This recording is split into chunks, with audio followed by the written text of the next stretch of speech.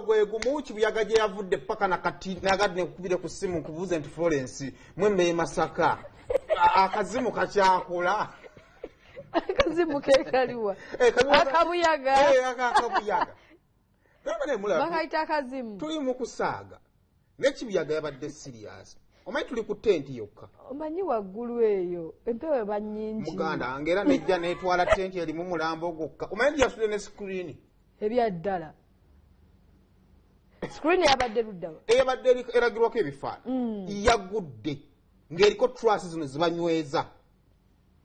kakati nno ate nawe namaze okulaba akazimu ako nenzijukira nti bino betugenda mu kanisa wallahi silabangako omuntu avaako mizimu gyogera lulugwala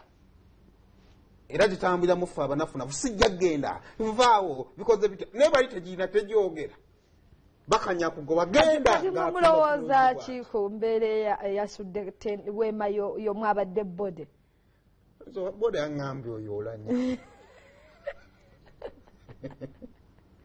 bode yaŋŋambye oyo alina kubanga Oulanyah alina kyabanja nayabanja kikiwa abanja ki nzija nako bannanga Oulanyah yawumudde omuntu bwawumulaba afuuse malayika bwe tulowooza kuba kye tumwagaliza kubanga alimu abo abeesiimi ali wali omwana agambye daddy say hi to mommy I've gained another angel today angel kati bambi bakaabya abaana abantu bonna ne bakaaba ne taata muyakaabidde oluvannyuma lw'empewo okujja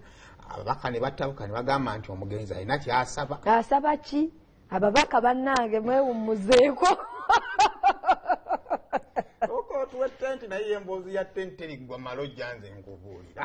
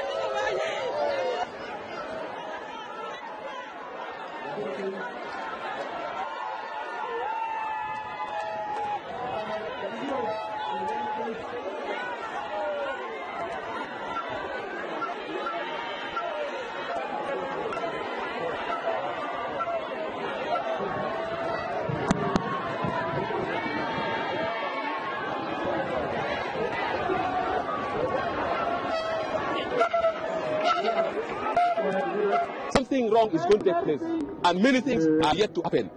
Government should be serious and explain. Government should be serious and make sure they console the spirit of the dead. If not, this is still the sign. Many things will still happen. We pray for his soul to rest in peace. And our brother Oulanyah, if truly you are killed, let your spirit do the needful. This is a sign that a great person, a hero,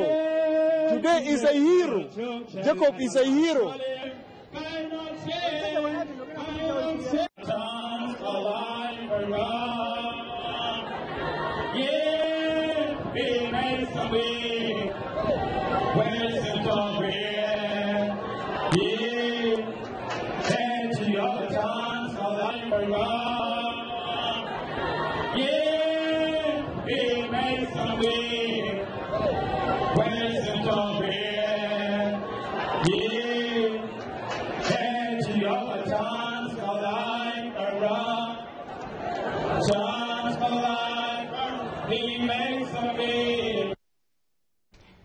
naye olaba katenti kabadde kayaya